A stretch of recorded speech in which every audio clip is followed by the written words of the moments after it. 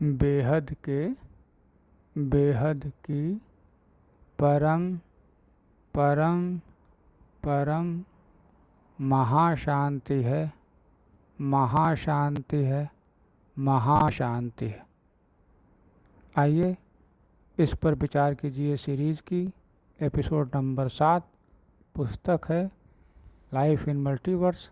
अध्याय है 2 ऊपर की आयामों की यात्रा में। शीर्षक है भूलोक, धरतीलोक या मृत्युलोक। चलिए आइए विचार करते हैं। महाभारत के युद्ध के दौरान जब पांडवों को अपनी सभी संबंधियों कौरवों पर आक्रमण करना था, तब अर्जुन अपने सगे संबंधियों पर आक्रमण करने में हिचकिचा रहा था। हाँ, वो लोगों से जुड़ाव होता है, सगे संबंधियों से मोह होता है, तो उसको मृत्यु दंड देने में हर कोई हिचकिचाने लगता है। ठीक है, आगे बढ़ते हैं। उस समय उसके सारथी रहे श्री कृष्ण ने अपने विराट स्वरूप के दर्शन दिए। ये भी सही है। फिर यह रूप इतना विराट था कि उसमें समस्त ब्रह्मांड समा गया था, और अर्जुन को श्री कृष्ण के उस रूप में ब्रह्मांड के तीनों लोकों के दर्शन हुए थे। ये तीनों लोकों के दर्शन हुए थे उस रूप में। थोड़ा इस पर विचार करिए। क्या अर्जुन 3 लोकों को नहीं जानते थे, जबकि उनके पिता इंद्र थे? इंद्र कहाँ रहते हैं? स्वर्गलोक में, देवताओं का लोक। तो फिर तीनों लोक और स्वर्ग का इंद्र 3 लोकों का मालिक होता है। कौन सा? स्वर्ग, भूर और भूलोक, 3 लोकों का मालिक होता है। तो 3 लोग तो जानते ही थे ब्रह्मांड के तीनों लोगों को। क्या मात्र तीनों लोग को ही जानते थे? इस पर विचार कीजिए। भूलोक में विभिन्न प्रकार की आत्माएं हैं, जिनकी रचना अलग अलग स्तर पर हुई है। ये बात सोचने वाली बात है कि अलग अलग स्तर पर रचना हुई है। इसका क्या मतलब?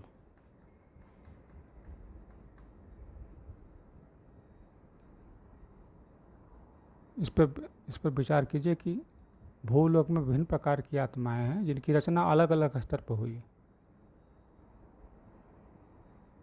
ठीक है, आगे बढ़ते हैं, देखते हैं क्या बताते हैं।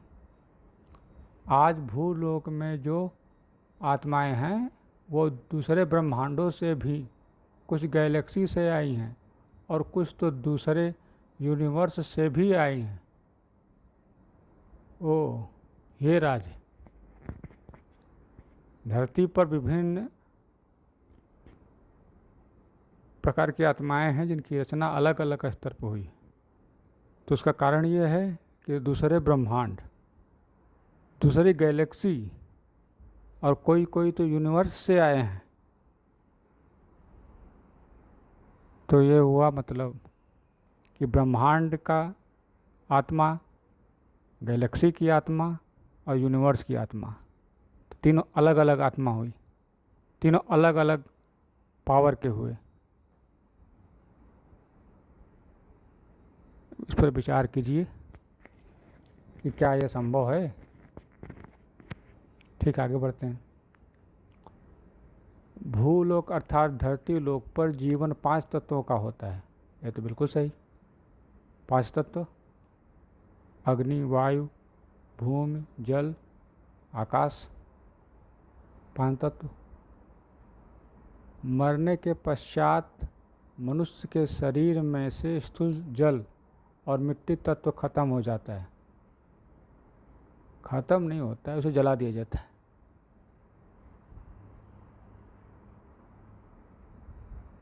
और उसकी आत्मा सूक्ष्म शरीर धारण कर लेती है। सूक्ष्म शरीर धारण कर लेती है या धारण पे सूक्ष्म शरीर में ही रहती है।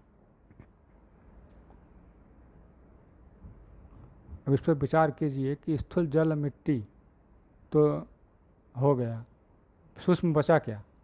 5 तत्वों में से? अग्नि, वायु, आकाश। तो सूक्ष्म शरीर 3 तत्वों का हुआ, अग्नि, वायु, आकाश। आगे देखते हैं। सूक्ष्म शरीर को इन आँखों से नहीं देखा जा सकता है।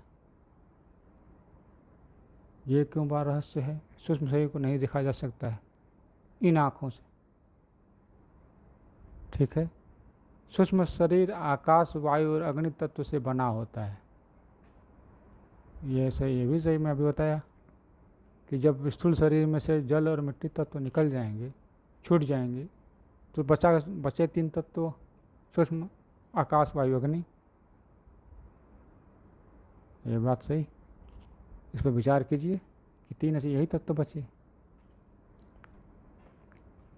आत्माओं के कर्म का बोझ जितना कम होता है उतना ही आत्मा हल्की होती है। आत्माओं का कर्मों का बोझ जितना कम होता है उतना ही आत्मा हल्की होती है। इसको ऐसे समझिए कि मोबाइल में जितना ही आप लोड कम होगा आपका मोबाइल उतना तेज़ चलेगा। क्यों? क्योंकि बोझ कम है, लोड कम है। लोड कम है तो गति है। ठीक है, आगे बढ़ते हैं।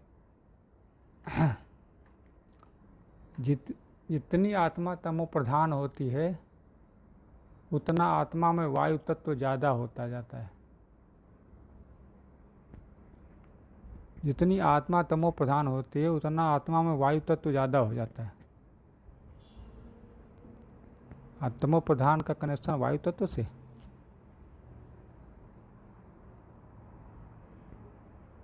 ये तो रहस्य है। आगे देखते हैं क्या है। जिससे उसका सूक्ष्म शरीर भारी हो जाता है और वो ऊपर के आयामों में नहीं जा पाती है। अच्छा, जितना तमो प्रधान आत्मा होगी, तमोगुणी होगी, उसका वायु तत्व ज़्यादा हो जाएगा। वायु तत्व में वजन आ जाएगा, भारी हो जाएगी। वायु तत्व के भारी होने से शरीर भारी हो जाएगा और ऊपर के आयाम में जा नहीं पाएगी, मतलब उड़ नहीं पाएगी, धरती पर ही रह जाएगी। क्योंकि धरती का चुंबक उसे खींच लेता है ना, हवा को बांधे रखा हुआ है। आगे बढ़ते हैं। धरती पर मनुष्य जब ज्ञान प्राप्त करता है और आत्मा को परमात्मा से जोड़ने के ज्ञान को धारण करता है, अपने कर्मों को चुकतो करने का पुरुषार्थ करता है, अपनी चेतना की जागृति के लिए आध्यात्म मार्ग पर चलता है, तब उसकी आत्मा मरने के बाद ऊपर की आयामों में जाने का सफ़र कर सकती है। हाँ, मतलब इतना करने पर ही आप स्वर्ग में जा सकते हैं, मिनिमम स्वर्ग में। लेकिन स्वर्ग में क्या होता है, वहाँ का नियम कानून क्या है, वो तो वहाँ जाने के बाद ही पता चलेगा। फिलहाल अभी भूलोक पे हैं तो भूलोक की जानकारी रखते हैं कि अपना कर्मों का परमात्मा से, आत्मा को परमात्मा से जोड़ने का ज्ञान को धारण करता है, फिर अपने कर्मों का चुकती करता है, कर्म खत्म करता है, फिर अपनी चेतना को जागृति के लिए आध्यात्म के मार्ग पर चलता है, तब उसकी आत्मा ऊपर की आयामों में जाने का सफ़र करती है। अगर जो इसमें से कोई कुछ भी नहीं करता तो वो क्या करता है? वो कहाँ रहता है? यहीं रह जाता है, धरती पर ही रह जाता है, कुछ और बन के। पता नहीं मनुष्य कब ये बात समझ पाएगा कि ये माया है, अर्थात यह मृत्यु लोक है। हाँ, ये बात कब समझ पाएगा कि ये सब माया है, मृत्यु लोक है। यहाँ सब छूट ही जाता है, किसी को नहीं पकड़ रख सकते, सब छूट जाएगा।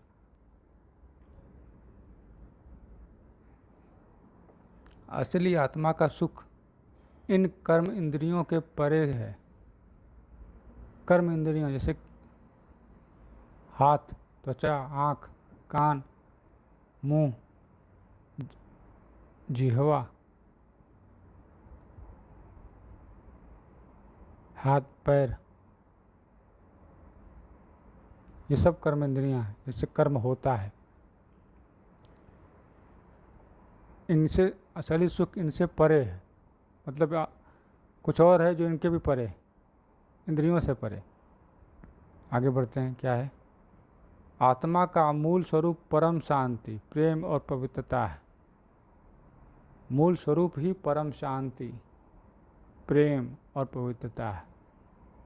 वाह, क्या बात है! लेकिन आत्मा के कई जन्म हो चुके हैं। आत्मा 198 करोड़ साल से जन्म मरण के चक्कर में आ रही है। 198 करोड़ साल, मात्र इतना ही छोटा,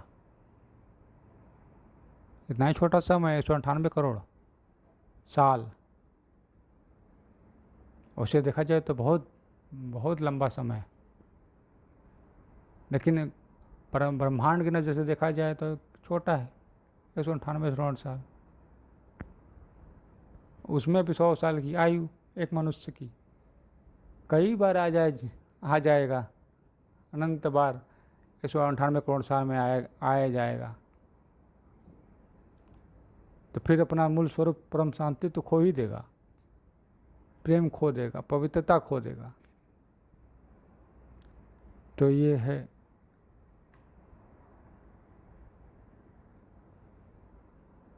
मृत्युलोक का राज।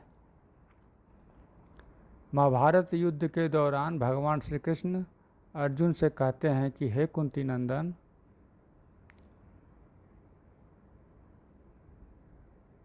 तेरे और मेरे कई जन्म हो चुके हैं। अंतर यह है कि मुझे मेरे सारे जन्मों की याद है, लेकिन तुझे नहीं। तुझे याद नहीं होने के कारण तेरे लिए संसार नया है और तू फिर से आसक्ति पाले बैठा है। जैसे मनुष्य पुराने वस्त्रों को त्याग कर दूसरे नए वस्त्रों को धारण करते हैं, उसी तरह आत्मा भी करती है।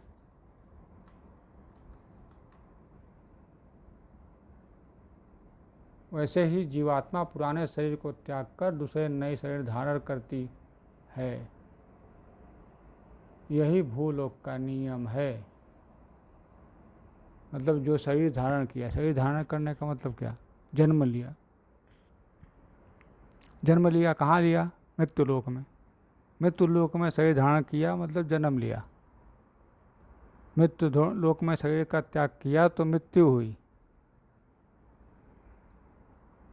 और आत्मा वैसे ही, जीवात्मा वैसे ही शरीर धारण करती है, जैसे हम वस्त्र धारण करते हैं और फेंक देते हैं, निकाल देते हैं, धारण करते हैं और निकाल देते हैं, सेम वस्त्र वही है।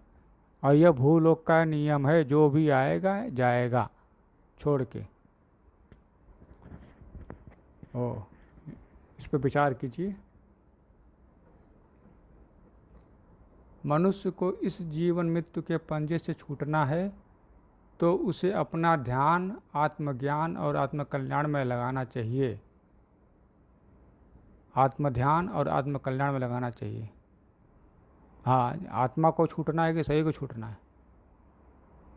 आत्मा जीवन मृत्यु के पंजे में फंसी है कि शरीर फंसी है? आत्मा फंसी है, शरीर तो छूट ही जाएगा। आज मिला है, कल तो छूट ही जाएगा। फंसा कौन है? कौन बार बार आ रहा है, जन्म ले रहा है? आत्मा ले रही। आगे बढ़ते हैं। भूलोक जैसी अनंत धरती है जो हर ब्रह्मांड में स्थित है। अब हर ब्रह्मांड में स्थित है भूलोक।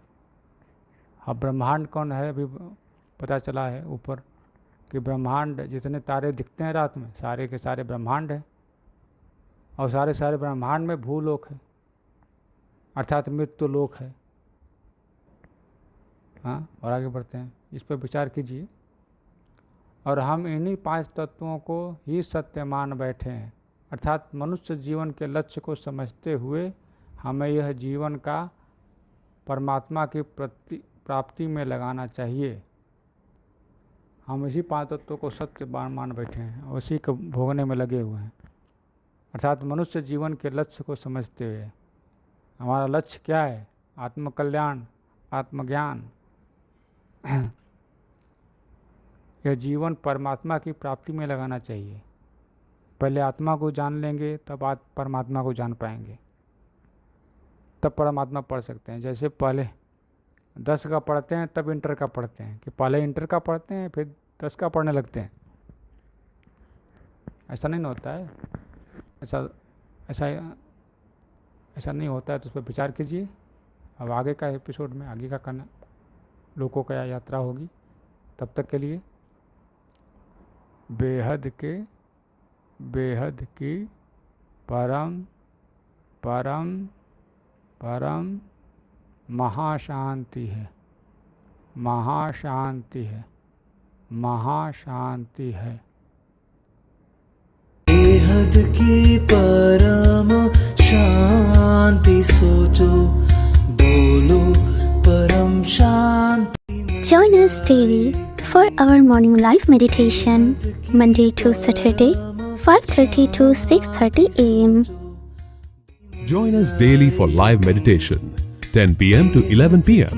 on YouTube Live. Subscribe now. Website www.paramshanti.org. Email us anand@paramshanti.org. Like, share, subscribe. Join today. बेहद की परम शांति सो